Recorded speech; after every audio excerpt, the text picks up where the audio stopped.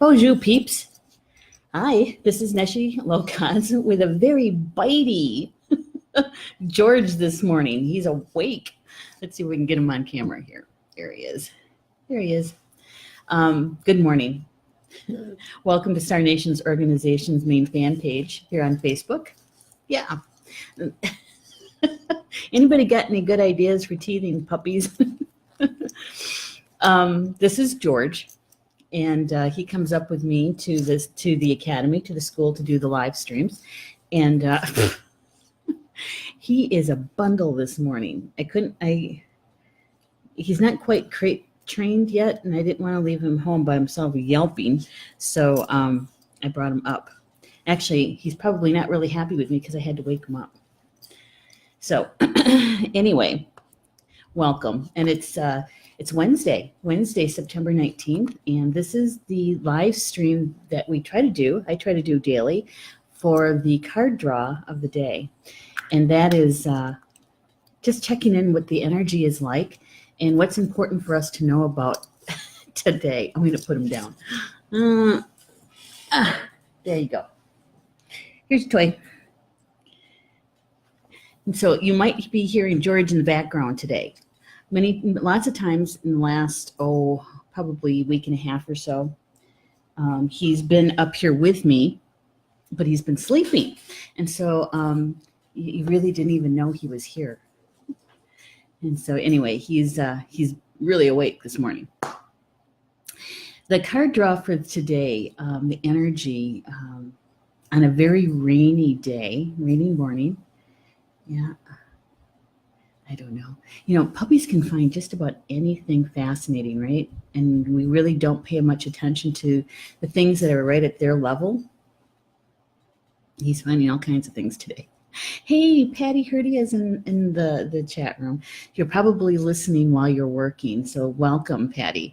I'm so glad you're here with me. And George. George is going to be the Star Nation's mascot, I think.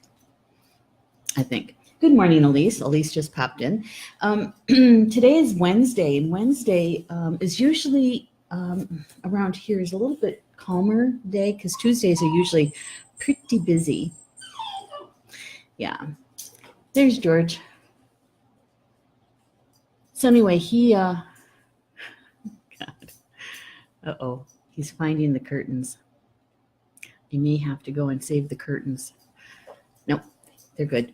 All right, so the card draw today on a rainy day. Today's was a little different because Paul had to go to work early. He was at work by 6. George?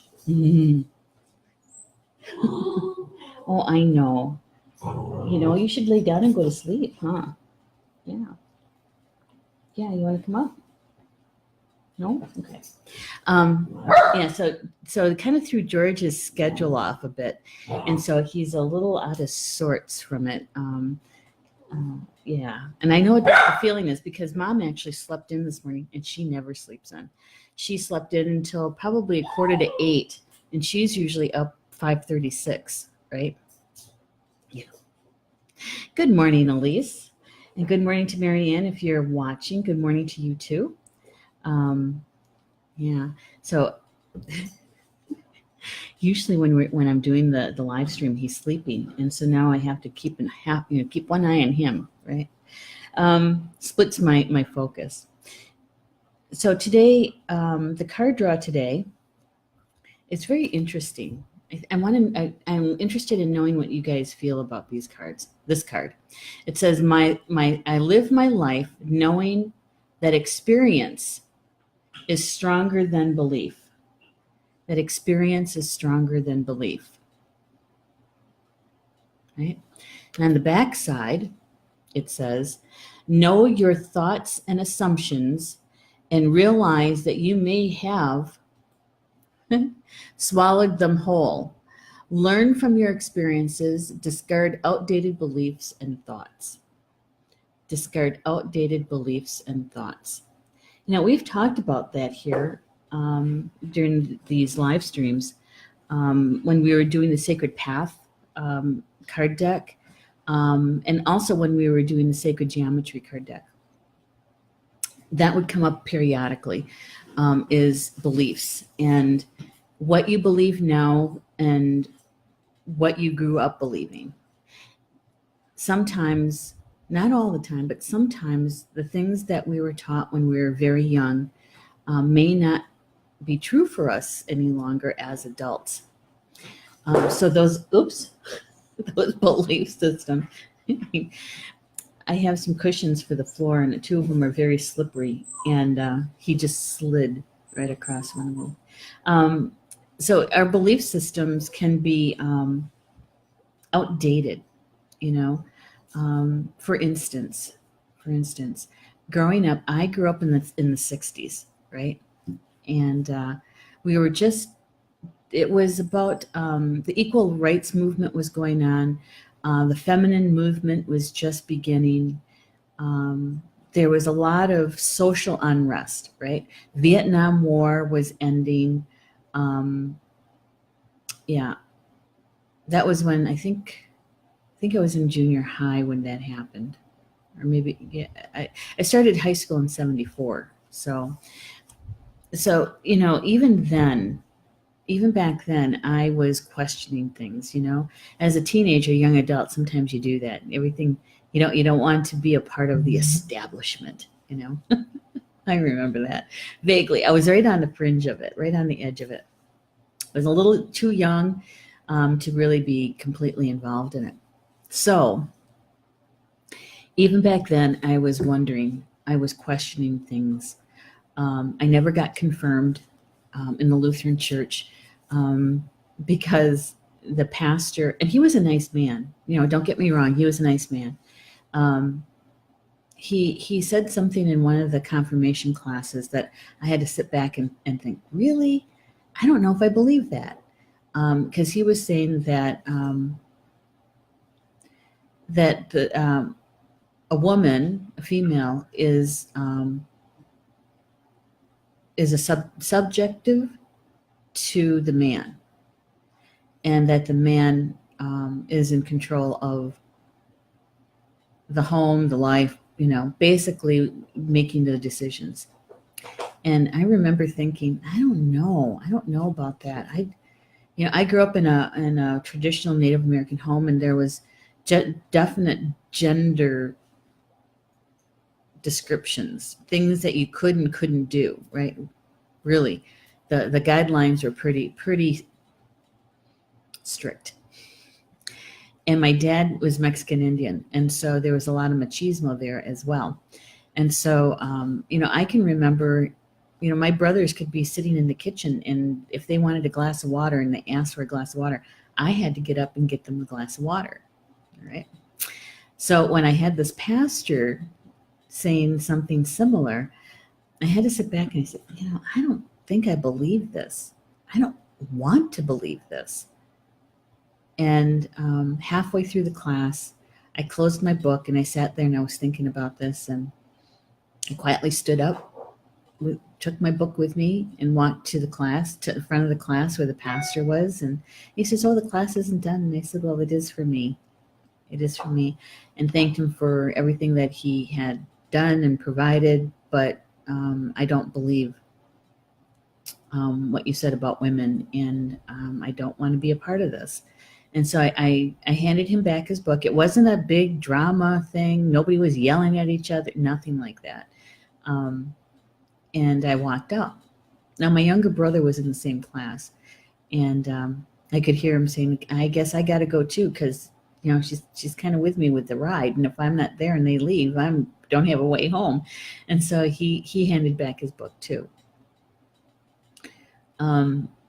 And we sat out front and waited for our mom to come get us, and at the usual time, pickup time.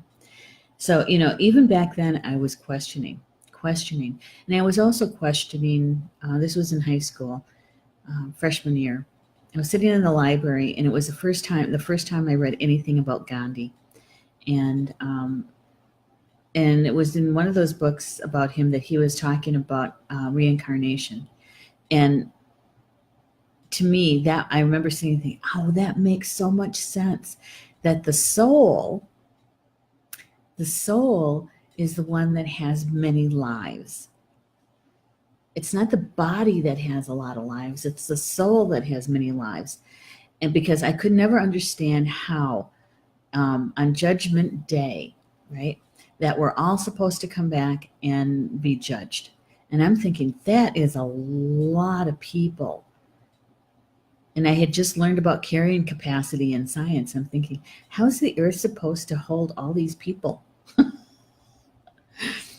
So when I read about reincarnation, I thought, oh, that makes sense. Okay. So this is I think what Dr. Weiss is talking about, is that we have to kind of go through our belief systems, what we believe in, and is it still true for us today? Is it still a truth for us today? And if it's not, then we get to let that go. We don't have to carry it around with us. Yeah. Yeah. Oh, Elise. Yeah, okay. You are just a kid too. I graduated in 1967, pretty much older than dirt. Yeah. Well, you're about 10 years older than me. About, no, 12 years older. My oldest brother is 13 years older. Yeah, 13 years older. And Elise said, I truly wish you would read that writing I sent you. Maybe not meant to be. It's meant to be. I can promise you I will read it. I just don't know if I can fit it in this month. You know my schedule, Elise. You know what I have on my plate, and to get everything done that needs to get done. I'll read it. I promise you I will read it. I need to print it out, and you had asked if Mom would read it, and so I need to print it out for her so she can read it. So it's a practice in patience, Elise. I know. It's one of those virtues that sometimes is kind of hard to take, isn't it? Yeah, some things are hard to wait for. Yeah, think about that. Are there any beliefs around that? The wait, having to wait. I remember being a kid and waiting for my parents all the time. My parents were really very kind of strict, especially with me. I was the only daughter. I am the only daughter, I should say. And and we never had a babysitter. I don't ever remember someone else watching us except my older brother, ever. So wherever my mom went, we went. If she had to take us someplace where we couldn't go, she didn't go. Or we had to wait in the car. Okay. So sometimes there'd be other kids there and they'd be running around, doing what kids do. And we had to sit and be quiet. Yeah. Wasn't fun. That's for sure. And if you start talking, whispering to each other or moving around a lot, we'd get the look. She never did the pinching thing, but she always did the look. And we always knew that if we got the look, that meant that we were going to be hearing the lecture on the way home. Right. Yeah. And possibly even some sort of, time out when we did get home. So. Oh, thank you, Elise. She says, trying to help you take some of the things off your plate. Just send the edits my way. I will. And Elise, I am so grateful. I truly am that you are on board the editing team. And, when we made the change or the shift at Star Nations, one of the editors had to leave too, right? And so that left Paul and one other person, and that person, I'm thinking, let's see, we had 3. Gosh, it was not that long ago, and all of a sudden it's like my mind is a blank about it. At any rate, Paul was the only editor for a while, and I was trying to help him with it. But like I said, seeing the articles as many times as I do, after a while, you just don't see the mistakes anymore because your mind doesn't see it. It reads what it wants to read, right? What it should be there. we think it's there, and we both know that's not the case. So I am grateful. I truly am. So with our belief systems in this card, especially the back side of it, he says, know your thoughts and assumptions and realize that you may have swallowed them whole. Your thoughts and your assumptions. Because sometimes, you know what they say about the assuming, right? Making an ass out of you and me, right? When we assume.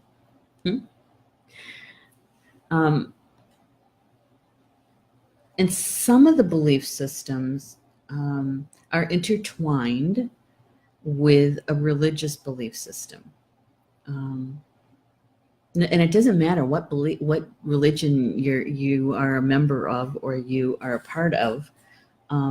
If it's traditional Native American, a Native American religion, there are do's and don'ts. There's a lot of beliefs around certain things, and just as much as there is in Catholicism and Lutheran and Hindu, and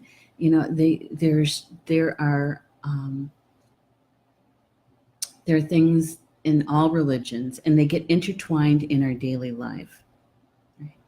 There are times when I'm asking my mom about certain things in our belief system, in our culture, and she's explaining them to me, and I'm listening, right? And I wonder sometimes how much of the Christian religion is intertwined in some of the beliefs around that, and what my 5 times great grandparents, how they would have explained it to me prior to the missionaries, right? And so I wonder about those things. It goes through my mind, and I think, I wonder what it would have been like to have the original teachings, because tradition really it evolves. For instance, there's a part with the big drum, the dream drum, which was my grandfather's religion, my Misho's religion. And growing up in that religion, when we would have certain kind of meals, like when somebody would pass away, and we'd have the ghost meals for them. We always had, the table was laid out on the floor, and so we had to sit on the floor to eat the meal. And you have just a little bit of everything, because there's a lot of food, a little bit of everything. And literally you're eating the meal with the spirit of the person who crossed over. The meal is for them. Okay. And so I grew up knowing that you sit on the floor to do this, and you pass the food. The servers will come in, and they'll give you the platter, the plate, or the whatever it is, and you pass it, right? And you take a little bit. And today, many of those meals are no longer on the floor, and you use spoons. You don't use anything sharp, no knives, no forks. And today, in modern time, let's say, those meals are done differently. They're no longer, table is not set on the floor, that you're sitting at a table. And so, those little changes. So in another 2 generations or less, those individuals, those young adults will be thinking that this is traditional. This is how it's been done. And so, if you can see what I'm saying, the drift that I'm taking here is that the beliefs will evolve over time. And sometimes in that evolution, either they are they no longer fit you, or maybe they fit you better. So so you really need to take a look at them. Does this one make sense to me? Is it a truth for me? And if it is, keep it. Fine. It's good stuff. If it's not, then it's something that you can discard. You can set it down, Set it aside. Make room, energetic room, for something else to come into your life. Yeah. Yeah. I kind of like this card, though. I like the stars on here. So I live my life knowing that experience is stronger than belief. Experience. When we experience something, generally speaking, we remember it longer, don't you think?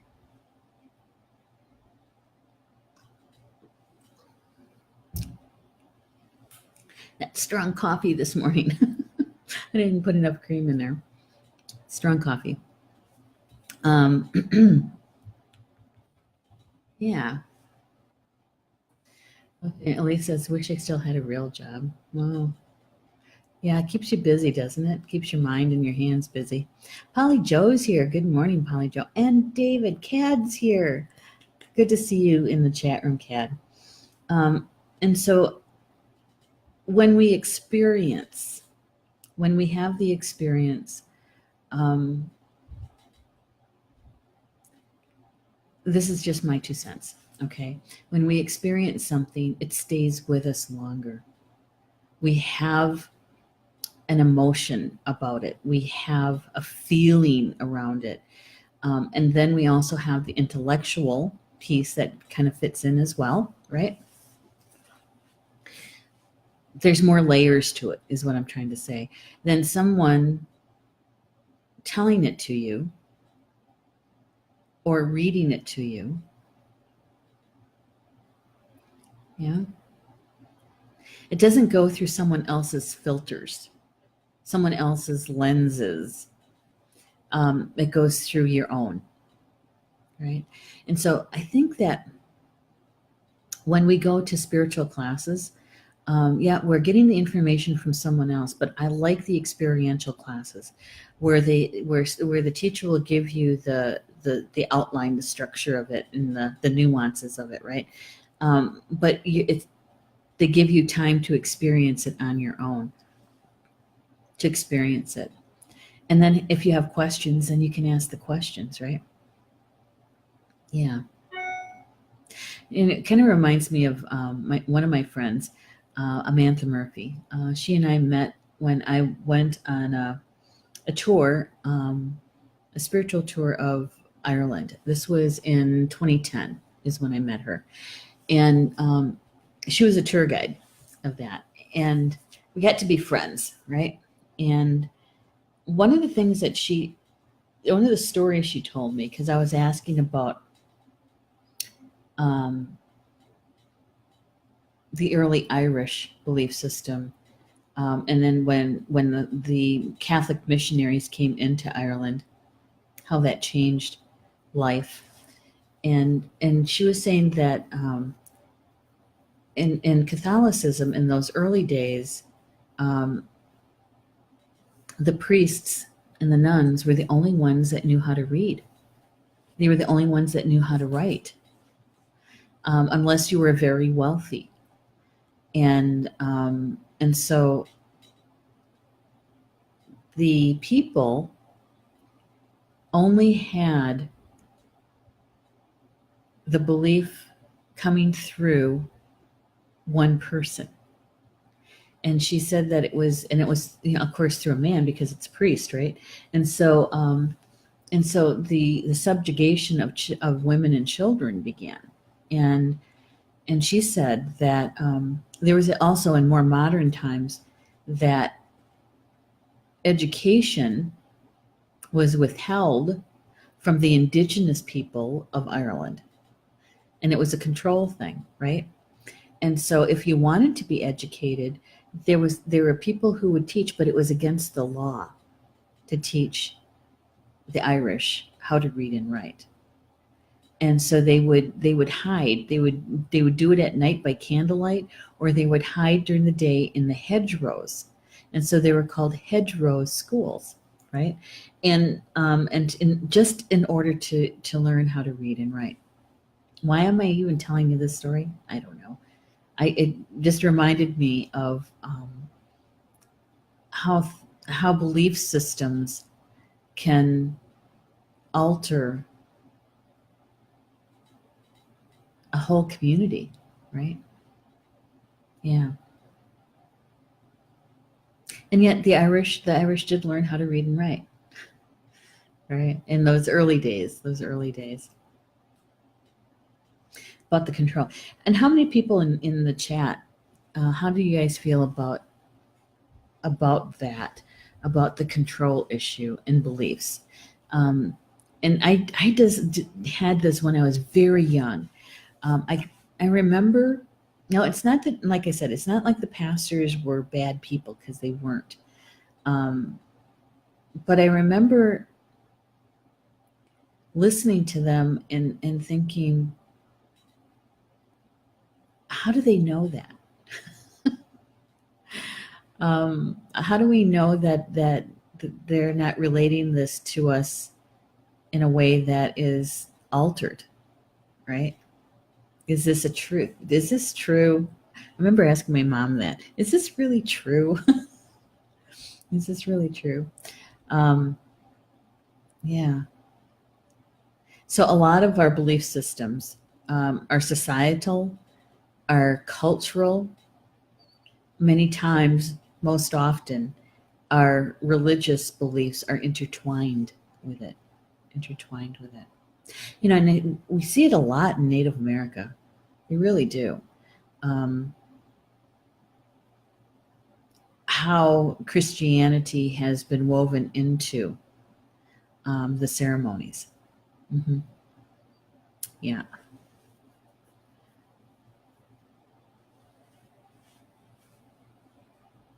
Although, you know, believing in the Creator and believing in um, there's actually, in the Dream Drum religion, there's actually a I don't know how to pronounce it in Potawatomi, but it translates to a waiter, and that is what they called Jesus, is the waiter. And I remember when I first heard that, I was asking my grandpa. I said, "The waiter, does that mean that he's waiting, or is that like when you're in a restaurant, the waiter?" And my Misha had a good laugh over that one. He goes, I never really thought about that way. But yes, he is waiting on us in many different ways. He's waiting on us because he's waiting for us to contact him and to call on him, right? And he said, but the waiter is also a person who takes your orders, right? And so if you're asking for something, if you're wanting something, if you're selecting something, he said you can call on him. You can call on him. And so, yeah, I don't know. There's so much around beliefs. And Mary Ellen's here too. Good morning, Mary Ellen. Lee says, have to go? Stuff happening. Well, watch the rest on video. Okay. Thanks for joining us, though, Elise. I appreciate it. Love and hugs to all of you, she says. Have a good day, Elise. Have a good day. And George fell asleep. Oh my gosh, he was a handful this morning. That puppy energy is, holy smokes. I'd forgotten what that was like. We haven't done this in 17 years. And yeah, that puppy energy. Make you laugh, though. Makes you smile. Yeah. And there was even a belief around that, believe it or not. Pun intended. Paul and I, when we were talking about whether or not to get a puppy, to get another dog, because we did try rescue. We've been trying to do the golden retriever rescue, and tried two different agencies. One was rather difficult to work with. I guess, but then maybe the timing just wasn't right either. And the other one just never got back to us. And so it was like, well, I guess we're not supposed to have a dog, and it was kind of sad because we really do like dogs. And then with Mom here, it was like, just having her here is part of a belief system. And not all Native Americans do this. People will talk about, taking care of the elder, and many times it's just words. When it actually comes right down to it, they're nowhere around. And so, but with her here, having a dog, how was I going to do all of that? And then we started doing the pros and cons list. And part of the reason of doing it now is because of our age. I told Paul, I said, George could be really one of could be our last dog, really. If he lives to be 13, 14, 15 years old, he could be our last dog. And so put it that way, because we were going to wait until, Mom walked on, and then we'd have maybe wait a year or so, and then get a dog and be a little bit more tied to tied down a little bit more. And but when we looked at it, and it's like, you know what? Nobody's making this decision but us. And so what does our hearts say? And our hearts were saying, get a dog. So we did. And so George is here. Hi, Jackie. She says, I agree. I question my Catholic upbringing constantly. As a grown woman, finding the red road and my ancestors, I learned the reason. My 3 times great-grandmother was a village healer and could read, but when priests came in and saw what she could do, she was banned and she was called a witch. Yes. And really, it was all about questioning authority, wasn't it? The control. That they didn't want someone in the community that would have just as much, if not more, involvement is a good word, with the community. And when you're trying to convert someone to a religion, you really need to it's almost like, I don't know if I should say this. It's almost kind of like an abusive relationship. Because in an abusive relationship, the abuser will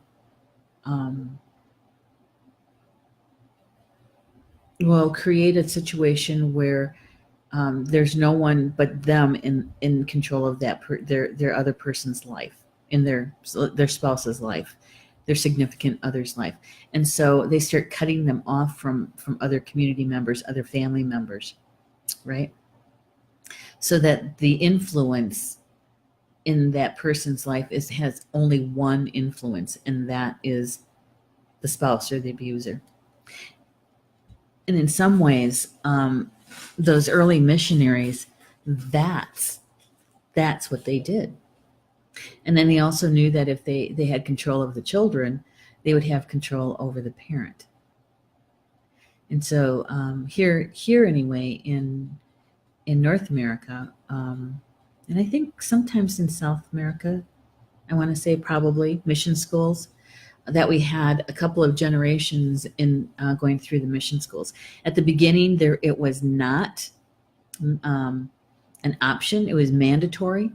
That if they didn't go, the parents would be arrested, and they would just literally take the child or children. And it wasn't even necessarily to a mission that was close by. Sometimes it was way across the country. And so they lost contact with their family. And in later days, as time moved forward, and for like in my mom's situation, is that the children were not forcibly taken to go to a Lutheran Norwegian mission school. It was the choice of my grandmother, really, that made that decision. Why? Is because the education itself was better at the mission school than it was at the local public school. Now, from what I understand, it sounded like my mom did go to a public school for a short period of time, but spent most of her education in the mission school from the age of 6 until I think 12 or 13, something like that. And so in some regards, it wasn't mandatory. It was actually a choice.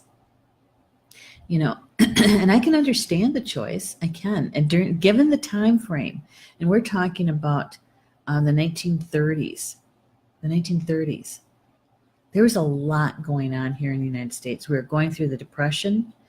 Many people didn't have jobs. Many people were starving. Many people were homeless. So, the time frame, what was going on was much different than it is today, or it was much different than it was, let's say, 50 years or 30 years before that. Right? Hi, Donna. Welcome to the live stream. I'm glad you're here with us. So for those who are just joining, okay, what did I do with the card? It's around here. Here it is. This is the card that was drawn today. And this is about the energy that's important for us to know about today for the highest good. And so this is the card. I live my life knowing that experience is stronger than belief. That experience is stronger than belief. On the flip side, know your thoughts and assumptions and realize that you may have swallowed them whole. Learn from the experiences and discard outdated beliefs and thoughts. Yeah. And so that's what we were talking about, is it's kind of like a form of clutter clearing in a way, is to take into consideration the things that you believe in. Where did the belief come from? Is it still a truth for you today? Right? Same way with thoughts. And so when we do the clutter clearing, we remove something that is no longer useful. That's the definition of clutter from a feng shui point of view, is anything that is no longer used or loved is clutter. And so only you can identify what your clutter is. Yeah. Not your sister, not your mother, not your brother, not your best friend, but you. And so the same way it goes for when you clutter clear your beliefs. Only you can make that decision for yourself. What is still a truth for you today? And then keep the belief. And the ones that you find that no longer fit you, no longer serve you, you can let go. And when you let those things go, what happens? You make energetic room for something new to come into your life. Something that has been probably waiting in the wings, waiting for the moment to have enough room to come in. Yeah. When we think about it that way, it's not kind of exciting, Thoughts are another thing, thoughts. A belief is a thought that has been repeatedly going around in your mind. And with this way, it's a thought that is constantly repeated in a community, in a parish, in a village. So it's a repetitive thought becomes a belief. And so that's why Dr. Weiss, I believe, is use the word thoughts in there, is because our beliefs begin with thought. And with the thought, it's connected to creation. When we're creating our own world, right? Within the world, our thoughts create. And that's why we should be careful of what we believe and what we think, our thoughts, because it creates the world that we see around us. So Jackie, when you're talking about the questioning of the Catholic upbringing, and questioning the thoughts, I not that this is Catholic, but I remember, I I don't know, I must have been in my 30s maybe. We used to go to my brother's church on the holidays like Christmas and Easter and the big holidays when his children were young. They're in their 40s now. And I remember one Christmas, it was so sweet. They turned down the lights, and it was a Lutheran church that had a parochial school attached to it. And the children came in, and they had candles, but they had the electric ones, not with real flare. That in children, not a good idea. But they had battery operated, right? And they held these candlesticks, battery run, and they circled around the congregation, and they sang Silent Night. Oh, brought me to tears. It was so sweet, and so there was such a I want to say love, a loving feeling when they were singing to us. And it was just, one of those moments, right? All right, so they were finished, and the pastor gets up and he starts his sermon. And I was with him right up until the time he said that we should be afraid of God, that we should have fear when it comes to God. And I don't hold that belief. The God I know, the Creator I know, the Creator that resides in my heart is all about love. And yeah, so you can see how when you make the decision what beliefs to hold, you can still be involved. You just don't have to be in total agreement with the religious belief, right? Yeah. Okay. Wow. That was good. Good talk on beliefs. Thank you for sharing for those in the chat room. I appreciate it. And sharing your perspective and your thoughts, your feelings around it, right? Yeah. So, usually what I say right around this time is whatever resonated with you in our chat this morning about beliefs and about examining your thoughts and your beliefs, and to keep what still fits you, that still serves you, that's still a truth for you. And anything less than that is to discard or just let it go, right? And to me, the energy for today is really about that, is taking a look at what is supporting you in your soul growth, your belief system. How does it support you? And just that alone is huge work. That's big medicine work when you do that. So whatever resonated with you, just hold on to, embrace it, and watch how your day unfolds and where this information, this frequency, this essence comes up in your day. And then just notice, are you a direct participant in it, or are you a witness? Because in either case, we're learning, right? We're learning. And if it didn't resonate with you, that's okay too. That's all right.